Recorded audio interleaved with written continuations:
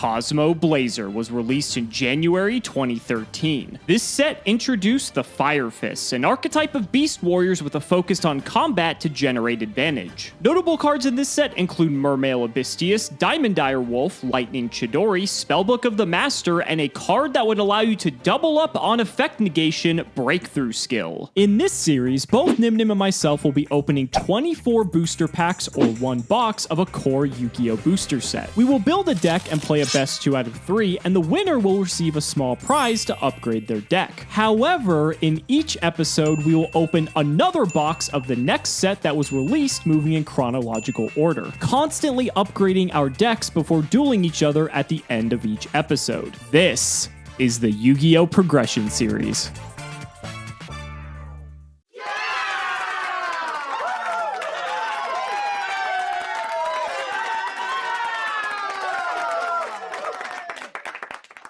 And just like that, another win in the books for the Yu-Gi-Oh! Progression Series. I think I've played, 4 different decks in a row now? So for everyone who is saying, oh, Simmo, stop playing Blackwing so much, I think I've proved that I don't have to play Blackwing to beat Gage. It's pretty easy. But that aside, we are now on Cosmo Blazer, and I think people are looking really excited to the next episode, Lord of the Tachyon Galaxy for the Dragon Rulers. We'll get there, don't you worry. But for the time being, we do have to spin the wheel for winning, so let's go ahead and see. We're actually on Astral packs now for the prizes here. That could change things up a bit, but it looks like we're just going to be getting a common wild card. So I'm looking through a lot of the cards here, and I feel like I already have play sets of all of them. I mean, don't get me wrong, like Magic Deflector is a good card, and Bull Blader is also a very good card, but I'm fairly certain I have play sets of both, so I don't even think there's really anything I need, unless there's something like extraordinarily specific that's just not relevant at the moment. I guess, you know, Planet Pathfinder could be because it searches field spells, so I guess I'll take this. I have playsets of everything else, so whatever. This isn't what you're here for. You guys are here for Cosmo Blazer, so let's go ahead and let Nymnum tell you all about it. All right, guys, I got a lot of ideas flowing through my head right now. I've hit up a couple friends. Today is the day we take down Alex. I promise it. I promise it. This time I know it's going to happen. I gotta get at least one win in before everything shakes up with Tachyon Galaxy. Cosmo Blazer is the set I'm gonna do that in. Cosmo Blazer was released January 25th, 2013. Dude, this is so old still, but I feel like it was just yesterday. Cosmo Blazer introduced a new archetype in the form of Fire Fist, dude, and Fire Fist was a meta deck for a while. Bear was the chase card of the set here. Once per turn, when it inflicts battle damage, you can set a Fire Formation spell trap from your deck, but that wasn't the effect that was crazy. It was once per turn, you can send one face-up Fire Formation spell trap control to the graveyard, target a card on the field, and destroy it. There is another infamous card in here, and it was just a common, dude. Fire Formation Tanky. It adds a level 4 lower Beast Warrior from deck to hand, and then all Beast Warriors get 100 attack, who cares? This card searches Zodiac monsters today, but back then this card was meant to search Bear, and then Summon Bear Pop was absolutely unheard of, dude. Ridiculous. Firefist was a pretty cool deck for a while, and it was made to contend with Mermail, which was on the other side of the pond there. Abyss Lead was released in this set, which was a pretty cool card. You'd have to discard 3 other waters to summon it, but then you could tribute an attack position Mermail, including itself, and you could send a random card from your opponent's hand to the graveyard. I've always liked Abyss Lead, but it's never been that great, just because of its steep summoning cost. It's not like Megalo, which takes 2, or Teus, which takes 1. Pyrorex was the elemental lord of choice this set. This one's not that great. It's like a Ring of Destruction. Never saw any form of competitive play, dude. Maybe someday, dude. There just hasn't been a great fire deck, I want to say. Another absolute star of the rank 4 lineup, Diamond Dire Wolf, joins the fray here. Once per turn, detach an XYZ, then target a Beast, Beast Warrior, or Wing Beast, and one other card on the field, destroy him. You can pop itself with it. Absolutely nutty card, dude. Important rank 4 back in the day. Everybody had to have a Dire Wolf. And then Breakthrough Skill was a killer trap card too. Made to rival Valor. You could banish this from your graveyard, then target a face-up effect monster your opponent control. Negate its effects until the end of the turn. That was pretty cool, man. It was additional value out of a card that was already an effect Valor in a trap card. I still think the ultimate rare of this card looks incredible. Still hasn't seen too much competitive play, but you know, it was pretty good. And then Teus, of course, was one of the bombs on the Mermail strategy that came in. Pitching 1 water monster, summon it, so easy to do, and it gets you more value. Great card, dude. A couple more Fire Fist cards down here, but one more card that you end up seeing a lot, especially you're going to see in the future with Tachyon Galaxy.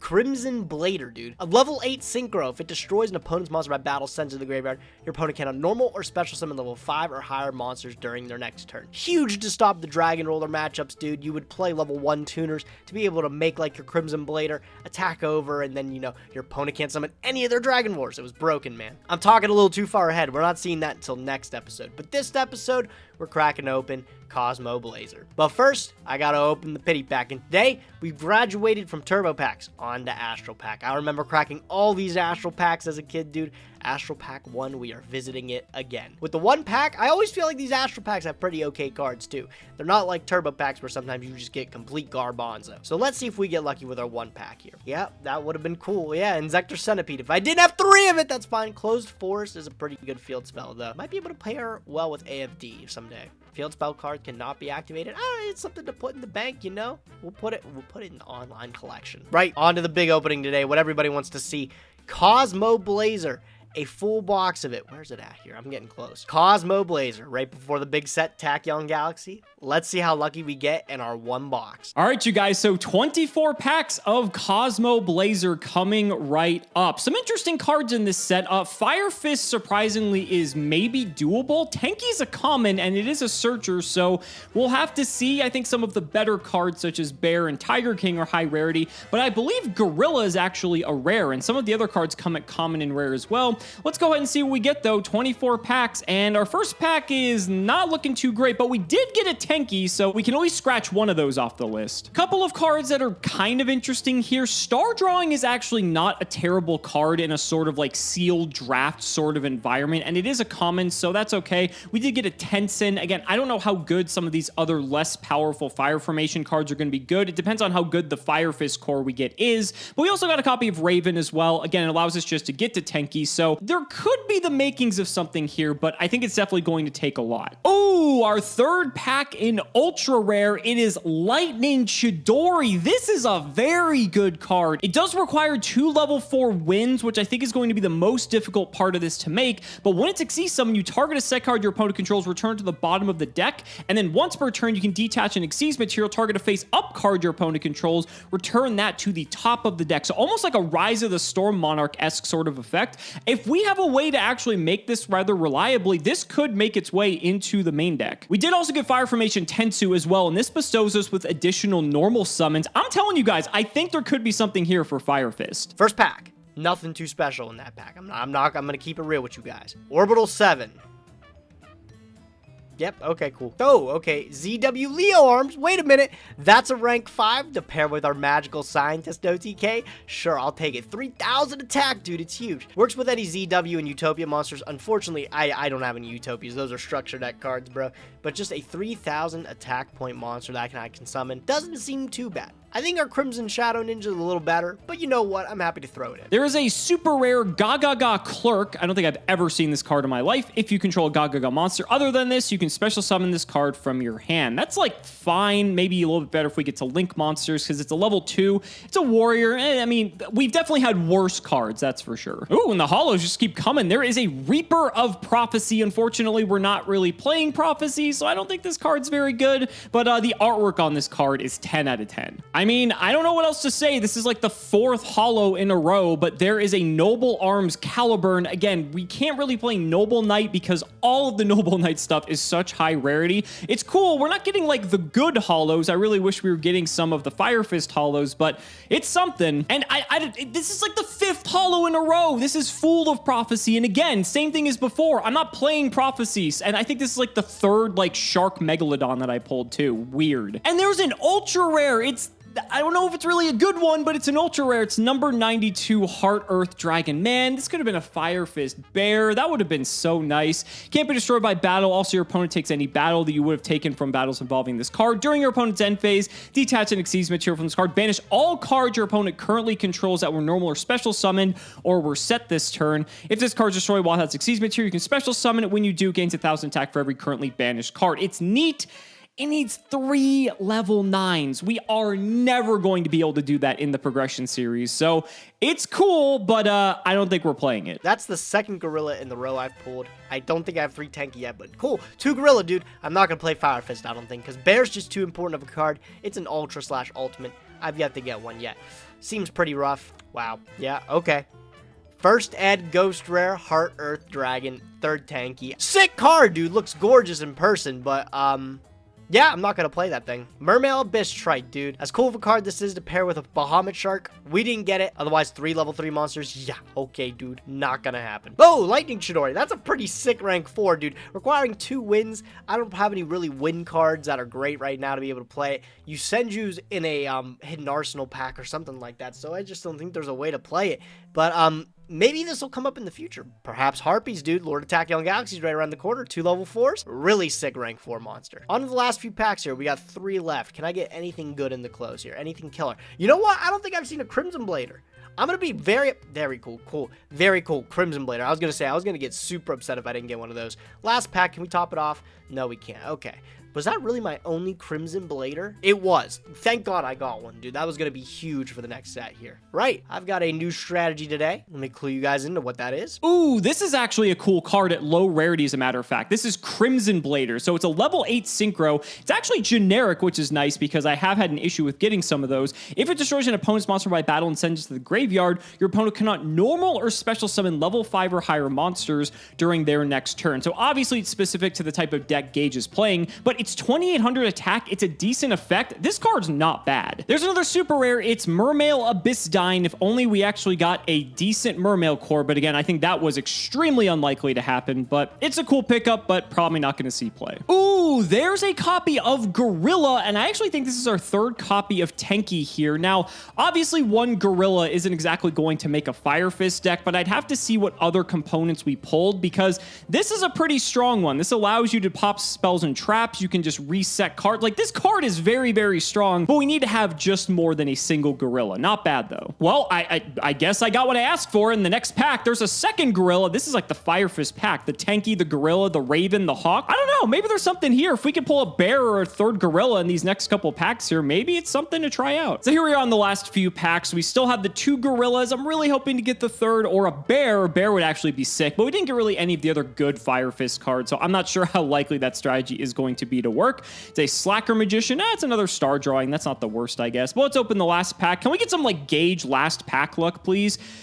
It was a super rare, but unfortunately it was Orbital 7, and that is not the type of card we are looking for. We did get a Saito. I don't even know if that would be played if we did go the Fire Fist route, but nonetheless, the opening was not bad. We didn't really get a lot of stuff that we wanted, but we did get a lot of holo, so I mean, I think it probably beats some of the other openings. But let's go ahead and load up Dueling Book and see what we can come up with. All right, I called in the big guns today to help me out with the deck profile. MBT helped me out with this one here. We decided to go back on Frogs, said scrap the Lancer Frog engine. You know what? It's not working.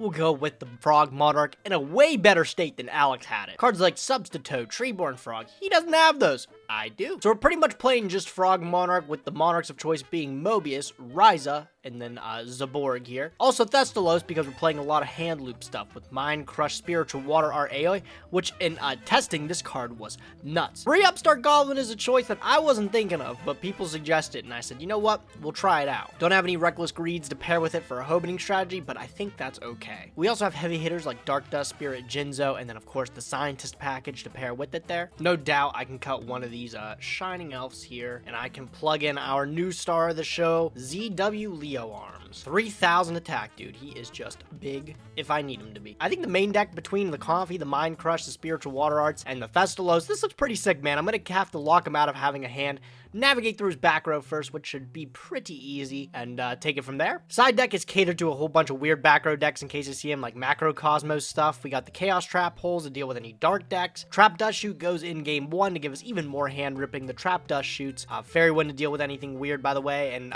Cold Wave isn't too bad too, pairs pretty well with Magical Scientist to maybe just push an OTK through. Alex mentioned he was thinking about fitting a Scientist package of his own. I got the Veiler ready for it just in case. Extra deck was pretty fucking insane too. We got the whole Scientist package, plus we got Blade Armor Ninja, the Crimson Shadow, and then our rank 2s are still really good. We got the Dark Mist, and then we got the Shining Elf too. Two really great rank 2s to be able to pair with the Ronin Tonans. Let's see how this works. I think we might get a dub with it. Gage may have made a very fatal mistake in the previous episode by bringing Magical Scientist back into the mix, because he forgets that I am also able to play this card as well, and I think I may be able to use it better than him. Now, I would say that my extra deck pool isn't nearly as good, but that doesn't mean we still can't take advantage. So this is the deck we are bringing to today's duel. If you watched the previous episode, you may notice that it's actually very similar. Now, the reason I stuck with this deck instead of going with one of my other decks, such as the Banish Control, the Gravekeepers, or the Black Wings, is because there is a few cards specifically that can help me get to Magical Scientist possibly faster than Gage can,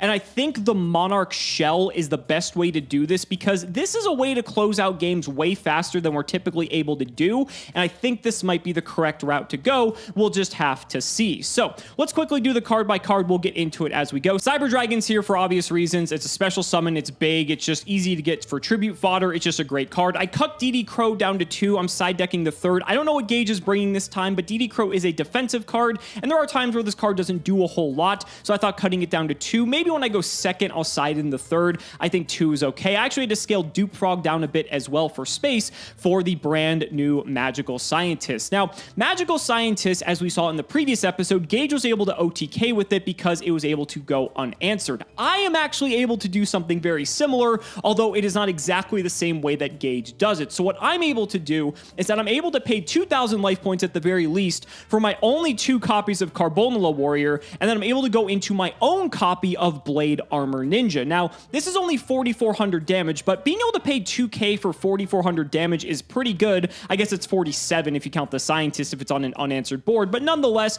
that's not bad. But we can keep going and go into our copies of Flame Ghost and Fusionist to dip into our rank 3 pools, being the Chronomaly Crystal Chrononaut, as well as Leviair the Sea Dragon. Leviair could possibly get one of our banished cards back and allow us to keep going potentially. So this plus this plus this is actually over 8,000. So I do have the OTK in Magical Scientist, but I also have some other ways to trigger it that Gage does not. We have the 1-for-1. We saw that Gage has this, but I have access to Last Will, and this is where the Monarchs specifically shine, because I could do something such as turn 1, just set a frog and pass, then he could just go ahead and send a couple cards and pass, then my turn, I drop Mobius, pop the back row, and then I can Last Will into Magical Scientist since a monster left my field, and I just win the game immediately. So this is a very dangerous game that Gage is starting to play now, but he started it, so you can't blame me. 2 copies of Mobius, because Mobius is just absolutely critical at being able to take out his back row. He plays a lot of very reactive back row, and so Mobius is able to dispatch of that very easily. 2 copies of Mystic Tomato, which allow us to go into either our Sangan or, more importantly, Magical Scientist. So let's say Gage doesn't have any back row, and let's just say I set this and he attacks into it with something. Now all of a sudden I can bring out the Scientist, and the next turn I can pretty much just kill him. So it's gonna be a lot of fun having the Magical Scientist wars, I can imagine. 1 copy of Ryza as a just good standard all-around Monarch, probably the best one of the bunch. 2 Ronin Totem for tribute fodder, Sangan to search most of our deck. I still have the Snowman Eater in here. I couldn't decide between this and the Hydrogeddon. Snowman Eater is good because if Gage is still playing the Insector deck, this can just pop the Howling Insects and the Recruiters because they have to be specifically destroyed by battle, and it also is a pretty decent defense as well, so it's going to stand up to most things. I can go flip it, pop a monster, then tribute it for like a Ryza or a Mobius, pop the back row. It's just a lot of value, and while Hydrogeddon's the more aggressive card, I think this is more defensive, but I don't necessarily mind playing a slower game because if we can get to Scientist, we're probably just going to win anyway. 3 Swap Frog as our main starter, a Thestalos for hand destruction. This card really came in clutch in the last episode, and Zaborg for dealing with other annoying cards. For the spells, Book of Moon, I put Brain Control in the main because I am playing 5 Monarchs, and this card can just steal games by itself, so I figured why not. Dark Hole, Heavy Storm, Last Will, 1-for-1. I put Painful Choice in as well. I like this because I can just dump all of my frogs out of the deck immediately. This is basically an extender that allows me to tribute a Monarch on turn 1 with 0 setup, and so I probably should have been playing this last time, but I am playing it now. Pot of Greed, Regeki, and Double Smashing Ground to pair with the Snatch Steel. Then for the traps, only 7 of them, 2 Compulse, Fiendish Chain, Imperial Order Torrential, 1 Trap Dust Shoot, and 1 Vanity's Emptiness. I cut Sakuretsu armor because Sakuretsu armor is losing a lot of its potency because if Gage is playing Inzektor, he can just pop the back row before he even attacks, so I didn't really like it too much. All my monsters also have really big defense, or I want them to get killed in battle anyway, so I figured cutting those is okay for space. The extra deck has actually changed rather significantly. I still have Darkblade the Dragon Knight in here as a target for Magical Scientist to hit into a monster. Remember, with Magical Scientist, it can attack monsters, they just can't attack directly, and Darkblade can also banish cards out of Gage's graveyard, which is important as well. So it's 2200 attack, it's most likely going to hit over most things, so I kept this as the one Magical Scientist target that I'm not going to just immediately use for an Xyz material. Darkfire Dragon, 3 Flame Ghost, a Fusionist, 2 Carbonala Warrior, the Blade Armor Ninja, Chronomaly Crystal Chrononaut, Gaga Cowboy. I can also do this if I want to as well, which would be very funny. 1 Gaia Dragon. This is in case Gage makes like Crimson Shadow Ninja or whatever, and I can like steal it with one of these cards, and then I can overlay Gaia Dragon on top so he doesn't get it back, so that's kind of funny. Leviair, I do have the Shark Drake in here because I could make this with 3 level 4s. This is kind of Boral Sword Dragon, but not really. It's a very terrible version of it, but maybe it'll come up. Who knows? And then Photon Papal Operative as well. And then the side deck, 2 Breaker for spell and trap removal, the 3rd DD Crow, 3 Hydrogeddon if I want to get more aggressive, a Jinzo in case he's on more traps, 2 Kaiku for banishing, 2 copies of Raiko for dealing with anything weird, 3 copies of Chaos Trap Hole if he's still on a dark-oriented deck. That's another reason I like playing this deck specifically, is that it doesn't play a lot of lights and darks, and so he's not going to want to play this card against me. And then, of course, the 1 Royal Oppression as well. That's going to do it for the deck, though. I'm really excited to see this Magical Scientist war play out because this may be the meta going forward. We'll just have to see. But ladies and gentlemen, it's time to duel.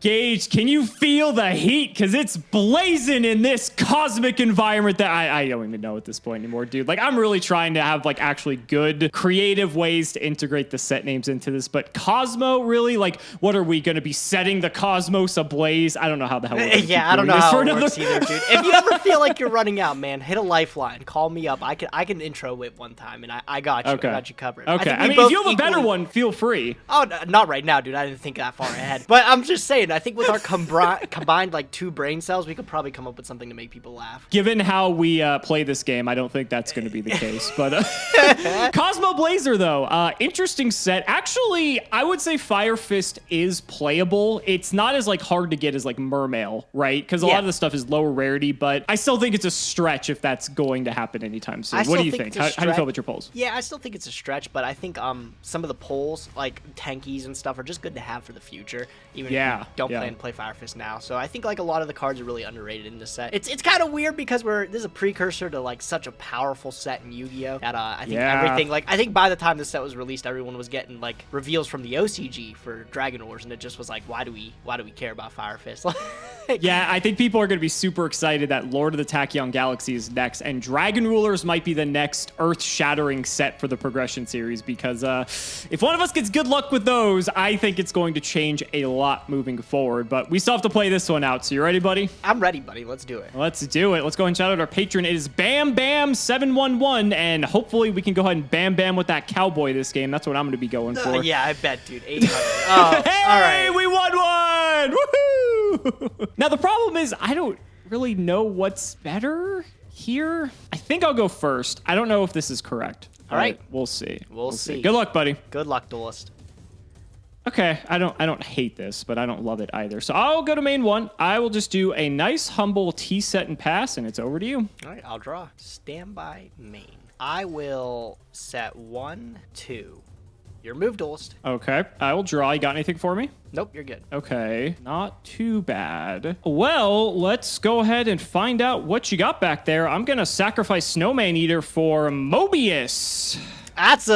That's an all right one, I'll tell you. Okay, cool. Yeah, it's pretty good. It's pretty good. Nothing for it. Do you want to activate Mobius? Of course I'd love to activate Mobius. I'm going to go ahead and pop those back rows. Get him out of here. I will chain Dust Tornado. I'll pop your back row there. No sweat. Okay.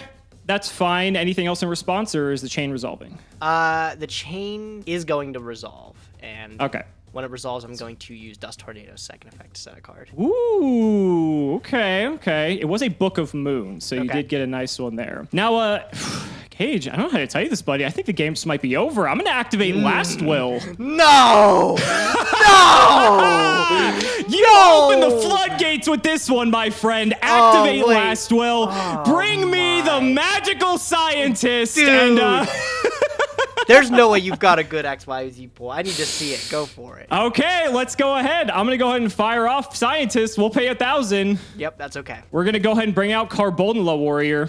Yep. You got your Pay another 1,000. That's right. Yep. I have my own blade armor ninja, buddy. You have to remember. So we're gonna bring a second one out here. Yep. Let's go ahead and overlay, and let's go ahead and get ourselves that blade armor. Yep. Pay another 1,000, and I still have my Mobius on the field, so I don't even need to go all the way in. We're gonna bring out Flame Ghost.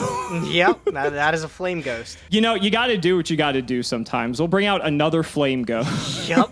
That's another flame ghost. And we'll overlay, and so I currently have, what, 44, 64, 68, 7,100 on the field. So any of these should do it. I guess I'll just go ahead and bring out the Chrononaut. Yep. Activate blade armor, target itself. We'll go to battle phase. Yep. And we'll hit with scientist. I'll take 3, and then I'll take 44, 24, 21. That's just it. Wow, That was dude. easy, How dare you easy. use that against me, bro? That sucked, man. You forget I have Last Will, so my magical scientist is arguably maybe better than yours, but that's definitely I was up for debate. so ready for you next turn, too, bro. Oh, So wow. ready for you next turn, You bro. had it too. Yeah, dude, I was so ready, man. What's the top What was card? the set? What was the set? What was It the was set? it Or was you- a Mind Crush. Oh, okay, okay. Okay, Scientist OTK, I feel it. Let's go game 2. Yep, let's go. I mean, you started this Gage. This is Yep. all on you. Yep. I knew it, dude. I knew you were gonna play something with Scientist. I didn't care how bad your XYZ pool was, dude. I knew you were gonna find a way to do it.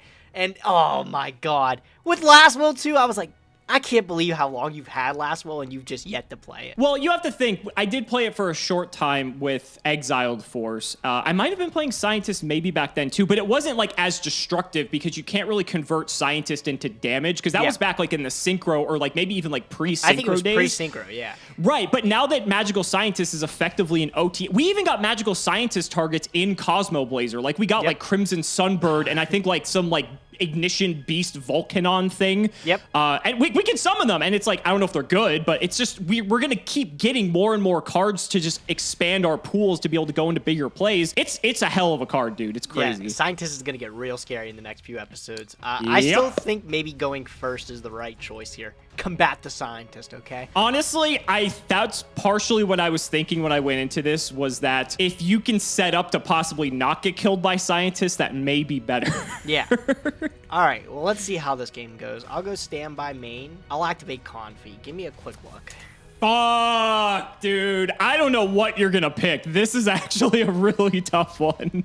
Good luck, buddy. Shit! That's a good... Oh, my God. That's a good opening hand. Tomato. This hand is lit. Oh, you are playing Tomato to get that Scientist, too. You are dirty. Gage, I'm just playing Tomato because it keeps a monster on the field so I can summon a Monarch. Why would you ever think that I would use it to bring out Magical Scientist? Dude, Who would do such a thing? You have potted greed 1-for-1. That's just not fair. Are you kidding Yeah, me? so you're in this weird predicament because you can stop me from getting the easy +1, or you can stop me from guaranteeing to get to Magical Scientist, depending on how strong or weak your hand is. And in either case, I still have Regeki on top of that. It's not easy. I'm going to get rid of this 1-for-1. For sure, I think that's got to be the right choice. Gage, you know I'm just going to draw it off the pot of greed, Yeah, so- no doubt, no doubt. I will normal summon Swap Frog, and I'll activate the effect of Swap. Sure, sure. All right, cool. I will dump a Treeborn Frog. Okay. I Wish will- I had that. Let me tell you. Yeah, I know. Oh, I bet you wish you did. I will set a card, and I will just end my turn. Go ahead. So I feel like you wouldn't have taken 1-for-1 if you maybe had a way to stop Scientist. So maybe that might be the move. During your draw Got- phase, I do have Just shoot. No, Or I'm gonna Mind activate Crush. Spiritual Water Art. What is this? That card's broken, dude. Read it. Go ahead. Oh my god, it's just literally confiscation if you tribute a water monster. Yep. So let me get a look again. Let me see what you drew for turn here, bud. Let I me drew see a this. dupe frog, so I'm guessing Pot of Greed's going this time. Yeah, I gotta get rid of the Pog. Can't give you 2 more cards. Okay, okay. All right, so you had a plan for both, so it didn't matter. This is interesting. This is really interesting. I think Okay. now we've got a game on our hands. Yeah. Well, now that, I mean, I'm still up 2 cards on you, but Yeah, we have a bit of a game. All right, so you went swap dump Treeborn. Not really much I can do about that. Could just send in the tomato. That's the most damage. I can talk out loud because you know my whole hand. Swap Frog can like partially get my engine online, but I don't know how good that is. If you go, let me think. What monarchs do you play? You have like Ryza. I've got them all. I think you have one of each like I do. I know I have 2 Mobius because I got one from one of the like special packs, but I'm pretty sure we have one of each for the most part. At least of all the good ones, the ones that matter. I don't really want to run my tomato out to die immediately. I feel like you wouldn't have sent Treeborn if you didn't have something you wanted to do with it. Although, to be fair, if you have another water art, you could just sack it again, and that's pretty good. All right, I'll bite. Go ahead. Normal tomato. Tomato's good. We'll hit for 14. That's a lot of damage. Yep. And you're down 1,000 already, so it'll get us there. Now, I have this Regeki. Am I scared you're going to rip Regeki in my hand, or am I scared you're going to pop it? Could have another water art. I think it's safer in my hand. I'll just pass. All right, I'll draw. Stand by. I'm going to bring back the frog. Okay. Okay. Main. I'm going to set a card. I'm going to end my turn. Water art? Thinking on draw phase. All right. He has water art. All right, on draw phase, I'm going to activate Mind Crush. Calling. I'm going to call Swap Frog. Okay. Swap Frog's gone. And Okay. we are playing by old rules. I drew a Sangan. That's a good pickup. Yep. All right, no problem. Pretty good. It's pretty good. I'll go to main 1. Yep. I guess I'll just drop down the Sangan. Yep. I'll hit into the frog, and I'll hit you for another 14. Yep, no doubt. All right. Damn, you're on Mind Crush and Water Art. Wow. Ugh. Maybe Regeki is safer in the back row. Nah, I'll risk it. Go ahead. If you cared about Regeki, you would have hit it. Stand by. I'm going to bring back the frog. Set 1 pass. Main phase. Man, now that we both have scientists, dude, I feel like nothing is safe. Yep. It's like, I feel like this is must have how they felt when Cyberstein was legal back in the day, where it's like you just know you're dead at like any moment. Wow, that's really fucking good. Yeah, I've got 2 ways to get to scientist on top of it too. Yeah, so that's it not doesn't- helping you. It doesn't look great. I'm not going to lie to you. I'll just... Wow, is that really it? You are not going to pass on this. Yeah, that's what I'm going to do. I'm going to pass. What is your hand? Oh my God. Give me a good draw, please. There's no way, dude. What'd you draw? There's no way. Let's go, motherfucker! Magical scientist! Bro, that's unreal, man. Oh my God. That's like the best card in your deck. Yep. Is that fine? Yep, that's good. Activate scientist. Yep, no doubt. I mean, I don't have to go for very deep for this one, so we'll just pay 2K here.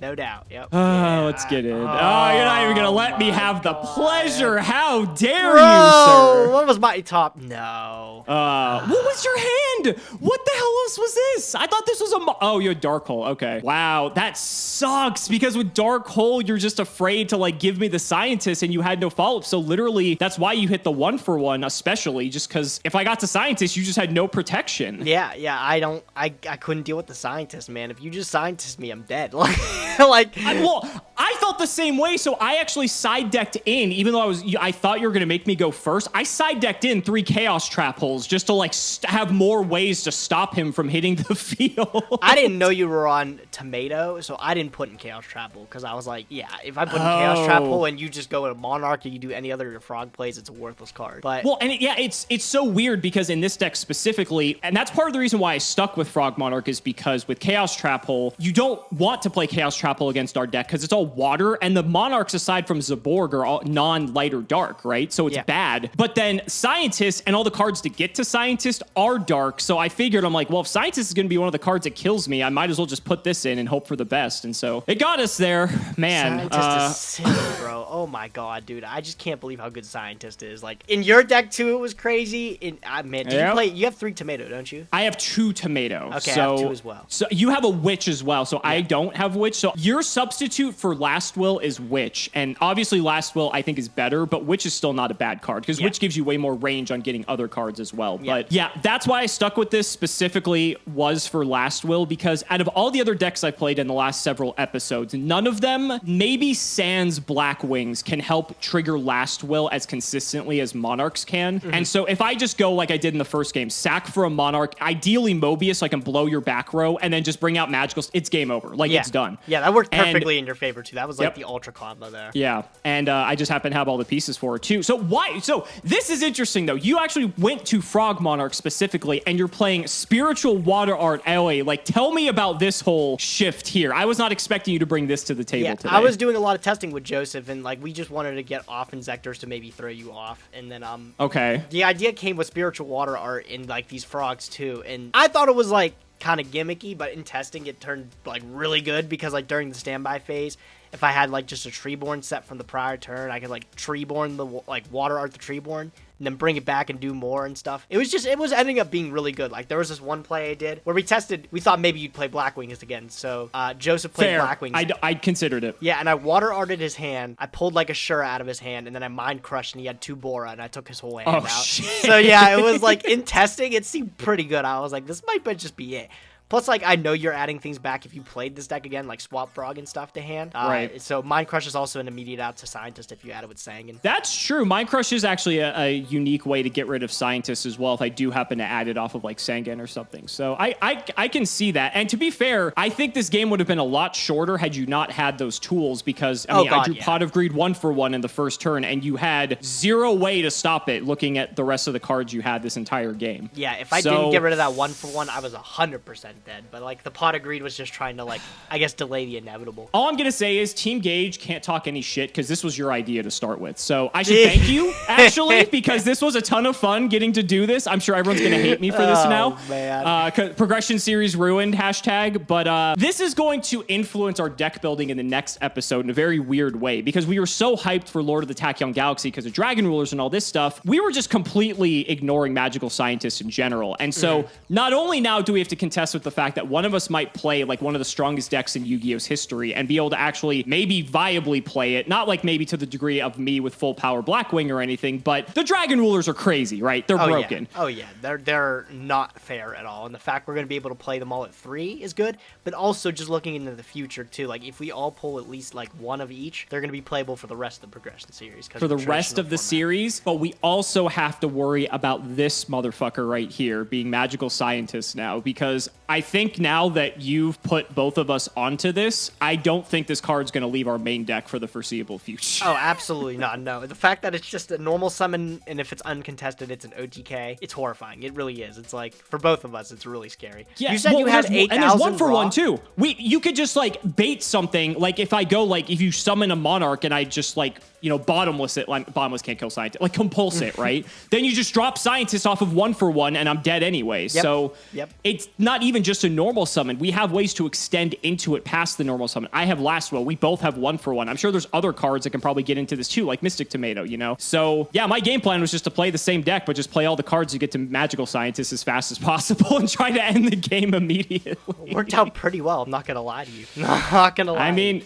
it did. I was only playing like I think 6 traps in the main deck though, which is kind of risky. Okay, well, what traps? I have Book of Moon too, so 7. Yeah, Book of Moon's actually I think like the one legitimate out to everything too. Book of Moon because we don't really have a way to interact with it. Yeah. Book of Moon is like actually the scariest card to deal with Magical Scientist, I think. So all I was playing in the main deck, I had 2 Compulse, Torrential, Order, which doesn't even stop Scientist, Fiendish Chain, and then I also had Vanity's Emptiness, and then I boarded into 3 Chaos Trap Hole and Royal Oppression because I figure like I just want to have something that's going to stop this card. And especially after seeing how quickly, not only did I beat you with it this episode, but how quickly you beat me with it in the previous episode. So I figured the more ways to stop it, the better. Obviously, we have cards like Cold Wave, we have Mobius, Heavy Storm, all these things. So there's going to be a lot of sackiness in the future. Oh, yeah. I can already tell. I'm really excited for the next episode. I think Tachyon Galaxy is going to be crazy. I just can't wait to bust it open. It's going to be nuts. And the thing is, too, Tachyon Galaxy also just has a lot of other good standalone cards besides the Dragon Rulers on top. We get the Baby Rulers on top of it, too. Yep. At least for like the first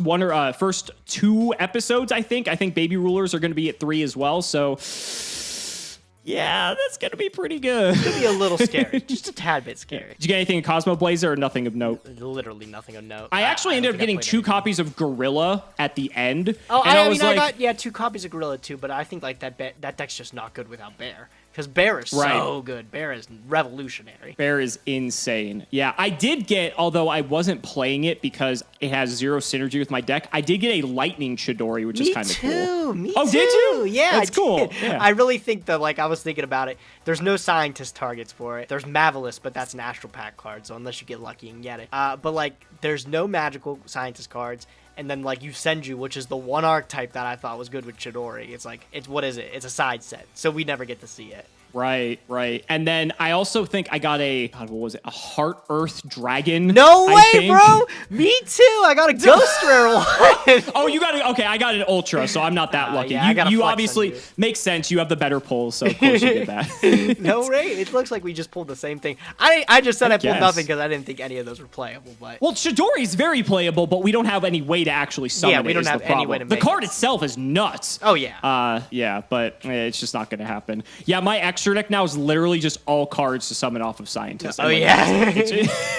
I dropped all the synchros because like I'm not even playing tuners in this deck, so I can't even play them anyway. And yeah, it's just like all thought. I can actually technically make this. This is I call this my substitute Boral Sword Dragon because that's kind of what it is in a really shitty way. Garbage Boral Sword, dude. If it got there, I could have resurrected your Treeborn Frog and hit you for 28 to the face, so that could have been fun.